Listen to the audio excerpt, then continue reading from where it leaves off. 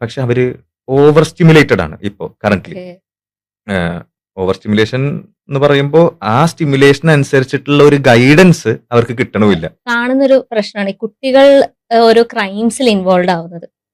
കാരണം നമ്മളിപ്പോ അവരെ ശ്രദ്ധിക്കേണ്ടത് ഭയങ്കര ഇമ്പോർട്ടന്റ് ആയിട്ടുള്ള ഒരു കാര്യമാണ്. ഇപ്പൊ നമ്മുടെ ഒരു നല്ലൊരു ജനറേഷൻ മുന്നോട്ട് ഉണ്ടാക്കി എടുക്കണമെങ്കിൽ അവരെയാണ് ആദ്യം നമ്മൾ വർക്ക് ചെയ്ത് തുടങ്ങേണ്ട ആൾക്കാർ. അപ്പൊ നമ്മളിപ്പോ പൊതുവായിട്ട് കാണുന്നതാണ് ഇപ്പോ എന്തെങ്കിലും ഒരു ക്രൈംസ് ഉണ്ടാവുന്ന സമയത്ത് അതില് കുറ്റവാളികളുടെ ആ ഒരു പൊസിഷനിൽ കുട്ടികളെ കാണുന്നത്, എസ്പെഷ്യലി അഡോളസൻ കിഡ്സ്.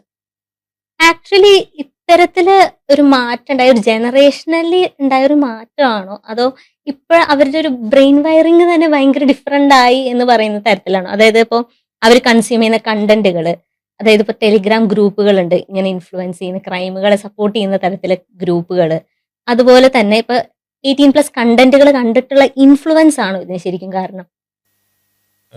അതിന് ആൻസർ പറയുന്നതിന് മുമ്പ് ഇപ്പൊ ഞാൻ പൊതുവെ കേട്ടിട്ടുള്ള ഒരു കാര്യമാണ്, കാണേണ്ടതാണ്, ഇപ്പൊ ഈ അടുത്തായിട്ട് നോട്ടീസ് ചെയ്യണ ഒരു കാര്യമാണ്.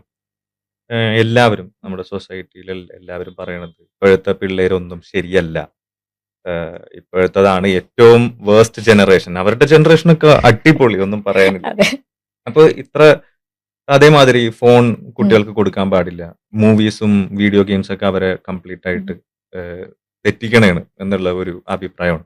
അതിനെപ്പറ്റി കുറെ ചർച്ചകൾ കേട്ടിട്ടുണ്ട്. പക്ഷെ യഥാർത്ഥത്തിൽ ഇവരുടെ തലക്കകത്ത് കൂടെ എന്താണ് ഓടണത്, അല്ലെങ്കിൽ എന്താണ് അവർ ചിന്തിക്കണത് എന്നതിനെ പറ്റിയൊന്നും ആരും സംസാരിക്കണം ഞാൻ കേട്ടിട്ടില്ല. നിങ്ങളൊന്ന് നോക്കണെന്നുണ്ടെങ്കിൽ മിക്ക കുട്ടികൾക്കും അങ്ങനെ അധികം ദേഷ്യവും ഹേറ്റഡും അതൊന്നും ഇല്ല. അവർ ജന്മന വയലന്റ് ആയിട്ടുള്ള കുട്ടികളല്ല. പക്ഷെ അവര് ഓവർ സ്റ്റിമുലേറ്റഡ് ആണ് ഇപ്പോ കറന്റ്ലി. ഓക്കെ. ഓവർ സ്റ്റിമുലേഷൻ എന്ന് പറയുമ്പോൾ ആ സ്റ്റിമുലേഷൻ അനുസരിച്ചിട്ടുള്ള ഒരു ഗൈഡൻസ് അവർക്ക് കിട്ടണമില്ല. അതാണ് ഏറ്റവും മെയിൻ ആയിട്ടുള്ള ഒരു പ്രശ്നം. നിങ്ങൾ